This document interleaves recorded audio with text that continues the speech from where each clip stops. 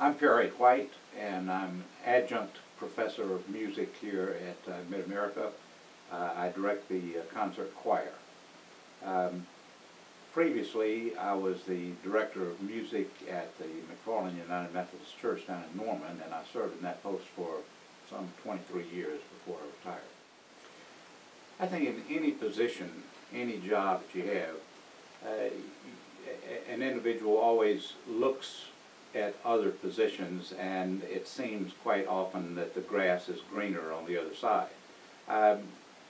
It may be a bigger program. It may seem like, well, actually in some cases there might be a better salary or better benefits that were available to you. It might be in a city that seemed to be more progressive or whatever. And I think we're always tempted to look at that. And then you have to weigh, or at least I had to weigh whether making a move like that in the long run was going to be positive for me and for my family. And quite often as I looked at these other positions, I thought, well, I've already got great programs here, great people, and we're doing wonderful things. And if I go to this other church or this other position, I may have to just start over again.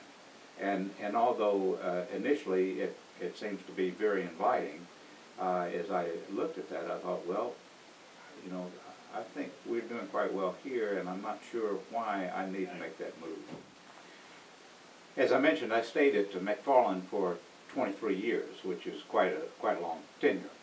One of the major benefits is in staying at an institution for a number of years, you get to see entire families kind of grow up and mature. So by the time I left, I had the children of students who I started many years ago. Of course, you begin to know something about the institutional history. You share in the growth of a church and institution over time. And there are just many benefits for staying long-term in a position.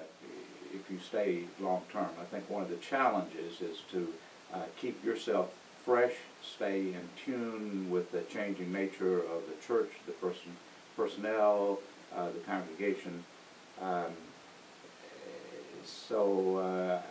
think really that, and one of the things about being new is when you first come in to a situation, you can make changes because you don't know the history of everything and everybody, and so it's much easier in those first 2 to 3 years to make changes. After you've been there for a while, then I think you become a little more conservative in how you deal with people, because you know their history, you know the history of the institution, you know the problems, and you tend to maybe tread a little more carefully, and sometimes that keeps you from being innovative and creating new ideas. So that's just something that you have to be aware of and kind of guard against. In church music ministry, I think you have to learn that it's not all about you or all about me. You're part of a larger community, and you have to learn to guide that community, and that you may have new ideas and you may have great leadership skills, but those have got to be in line with the particular community in which you find yourself. Second is that you are not the boss. Churches, they're built around their own local congregation, but the congregations are led by ministers. And it is the minister who is the primary shepherd of the congregation. And so you are in support of the minister and in support of the congregation. And if you ever get to feeling that you are the one that's important, or you're the one that is the primary leader, then I think you're in for a fall and in for difficult times. I think for young students, and I see this here at Mid-America, kids come in and they have opportunity to lead in chapel worship. They are excited about music and worship that they've experienced in their young lives, and they tend to think that that's kind of where it stops, and that's the way it's going to be forever.